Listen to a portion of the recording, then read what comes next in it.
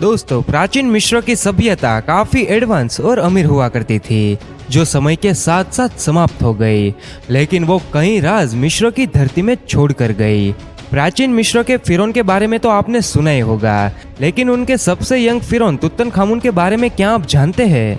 दोस्तों, खुदाई के दौरान आर्कियोलॉजिस्ट को यह पता चला कि प्राचीन मिस्रवासी कुत्तों को नहीं बल्कि बिल्लियों को पालते थे। बिल्लियों को प्राचीन मिस्रवासी काफी ज्यादा पसंद करते थे। ये लोग कुत्तों से ज्यादा बिल्लियों को महत्व देते थे।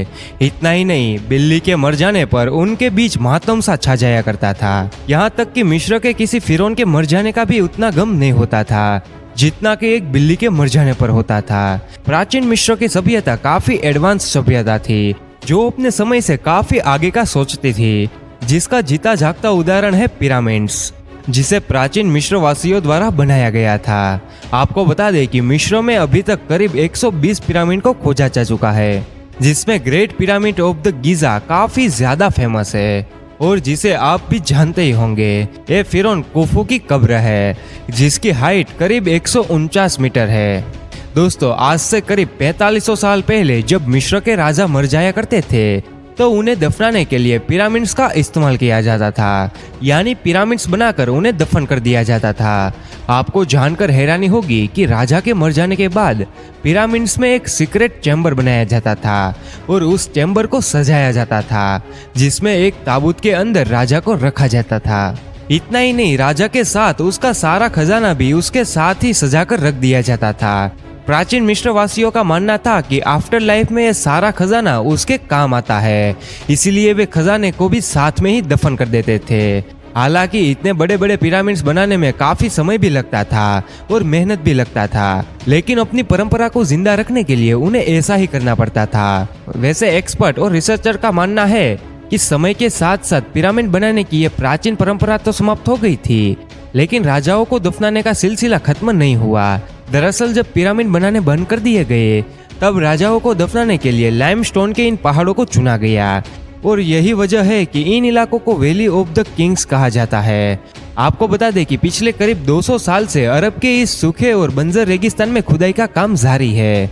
दोस्तों, हैरानी की बात तो यह है कि फिरौन के मरने से पहले ही उनकी कब्र को बनवा लेते थे, ताकि उनके मरने के बाद फौरन ही उनकी बॉडी को कब्र में दफना कर चैम्बर के मुंह को तुरंत ही बंद कर दिया जा सके।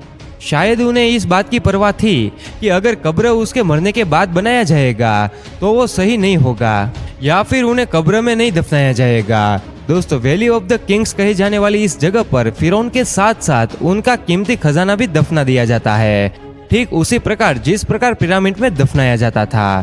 खैर, यह बात लुटेरों को भी भली भांति पता थी कि फिरौन के साथ साथ उनके बेश कीमती खजानों को भी छुपाया गया है, इसलिए लुटेरों ने यहाँ के चप्पे चप्पे को खोदकर कब्र में रखे जाने वाले खजाने को लूट लिया। वे खजाने को लूट कर चले जाते थे और कब्र में पड़े मम्मी को वैसा का वैसा ही छोड़ देते थे।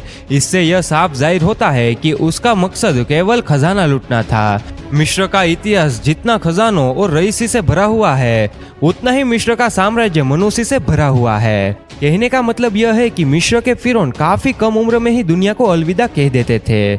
मिस्र के बहुत कम ही फिरौन थे जिन्होंने अपनी पूरी जिंदगी को जिया।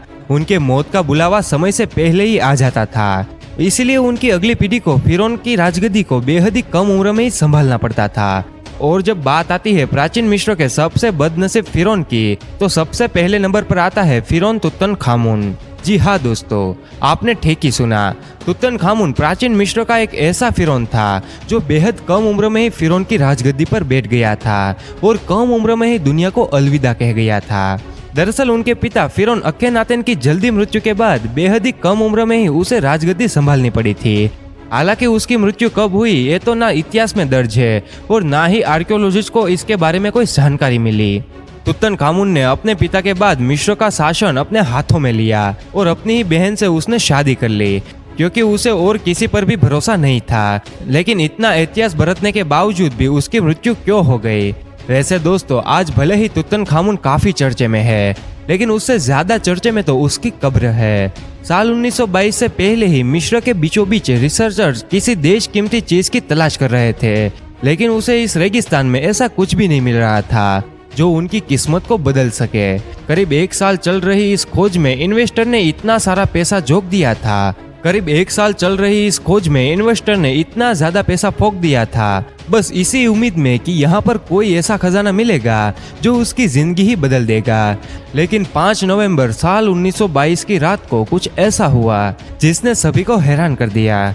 दरअसल खुदाई के दौरान उन्हें जमीन के नीचे एक कमरा मिला और उस रेगिस्तान के नीचे मिले कमरे में जब रिसर्चर ने जाकर देखा तो उन्हें अपनी आंखों पर विश्वास नहीं हुआ।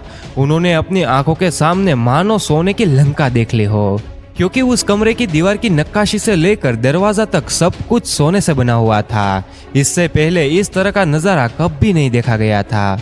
उस कमरे में हर एक चीज सोने की थी, उसमें ज्वेलरी से लेकर सोने की मूर्तियां तक थी। इसके अलावा कमरे के एक कोने में एक ताबूत मिला जिस पर मिस्र के देवता ओसिरिस का चित्र बना हुआ था। उस ताबूत को जब खोला गया तो उसमें इतिहास का सबसे क्रांतिकारी खोज निकला और वो था फिरौन तुतनखामुन का कब्र। ऐसा कहा जाता है कि सभी खजानों को छोड़कर सिर्फ तुतनखामुन की कॉफिन कवर ही 90 किलो प्योर सोने से बनी हुई थी। रिसर्चर हार्वर्ड कार्टर की ये खोज पूरी दुनिया में क्रांतिकारी खोज के रूप में सबके सामने आई।